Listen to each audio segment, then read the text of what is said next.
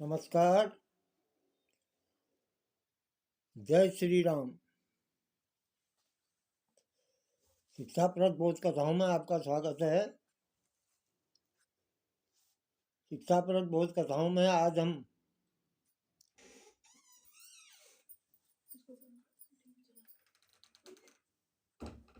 छोटी बोध कथाओं का क्रम चलाए हुए हैं। छोटी छोटी बोध कथाएं हम आपको सुनाते हैं। आज की जो बोध कथा है उसका शीर्षक है संगति का प्रभाव। संगति का प्रभाव। किसी गांव में एक चोर रहता था। उसने कई चोरी की और कई हत्याएं भी की। उसका एक दोस्त था चोर का,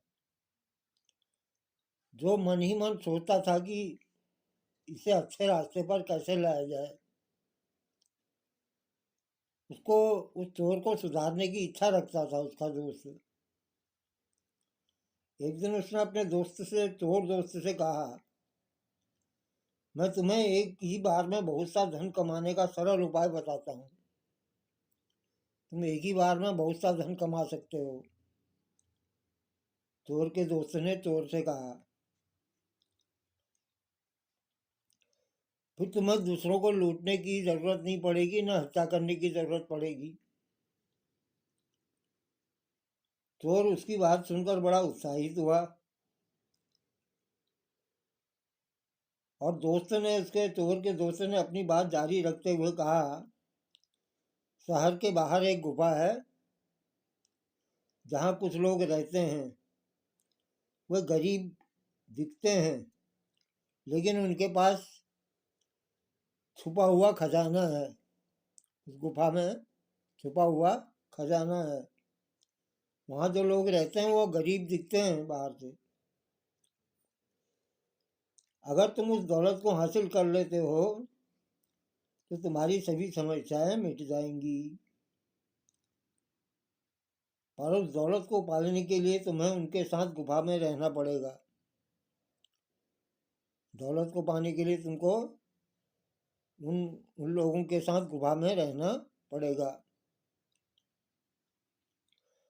तुम्हें उनका बोलना, चलना, जीने का तरीका सारा अपनाना पड़ेगा। उनका विश्वास जीतना पड़ेगा। अगर तुम ऐसा कर सकते हो तो तुम खजाने को प्राप्त कर सकते हो। दोस्त की बात सुन करके चोर के मन में एक झटके में ही दौलतमंद बनने की लालसा जाग उठी। अब चोर ने सोचा, एक ही बार में मुझे बहुत सा धन मिल जाएगा, फिर मुझे क्या जरूरत होगी चोरी वोरी करने की, ज्यादा इधर उधर भागने की। वह गया, गुफा तक गया। चोर जो है गुफा तक गया। अंदर जाने पर बहुत से साधुओं को देखकर वो अचंभित रह गया। अंदर गुफा के अंदर साधु थे। साधु संत लोग रह रहे थे। साधु अपनी ही दुनिया में इतने मग्न थे, उन्होंने चोर की उपस्थिति पर ध्यान नहीं दिया। साधु संत जो गुफा में थे उनको वो अपने उसमें ध्यान मग्न थे। अपने अध्यात्म में इतना रमे हुए थे कि उनको चोर का आभास नहीं हुआ। वह चोर उन साधुओं के साथ रहने लगा। साधु जो थे धर्मपरायण थे, जीवन यापन कर रहे थे धर्मपरायण। सुबह उठते, योग करते, ध्यान करते, शांतिपूर्वक रहते और शर्त के अनुसार चोर उनकी नकल करने लगा। चोर भी वैसे ही करने लगा। कुछ दिन गुजरे। धीरे धीरे क्या हुआ, चोर की जो नीच भावनाएं थी, जो चोर के मन में चोरी करने की, हत्या करने की नीच भावनाएं थी, वह मिटने लग गई। वह भूल गया कि वह किस इरादे से यहाँ आया है। और एक दिन तो ऐसा हुआ, वो ध्यान में इतना मग्न हो गया कि उसे भगवान के दर्शन हुए। उसी क्षण उसके सारे दुख दर्द समाप्त हो गए। उसे ज्ञान हो गया कि ईश्वर से बढ़कर और कोई खजाना नहीं है। योगियों की संगति ने चोर को ज्ञानी में बदल दिया। इसलिए हमको अच्छे लोगों के साथ रहना चाहिए। इस बोध कथा का से हमें शिक्षा मिलती है कि हमें अच्छे लोगों के साथ रहना चाहिए, क्योंकि संगति का प्रभाव बदलाव लाने की क्षमता रखता है। संगति का प्रभाव बहुत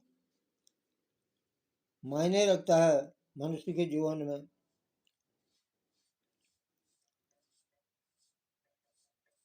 इस प्रकार जो है एक चोर जो है वह एक आध्यात्मिक संत बन गया। आध्यात्मिक संत बन गया वो। तो इसलिए संगति का प्रभाव बहुत अधिक होता है।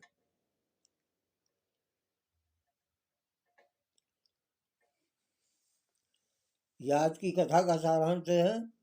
आपको कैसा लगा? कमेंट्स करें, लाइक करें, शेयर करें। धन्यवाद। जय श्री राम।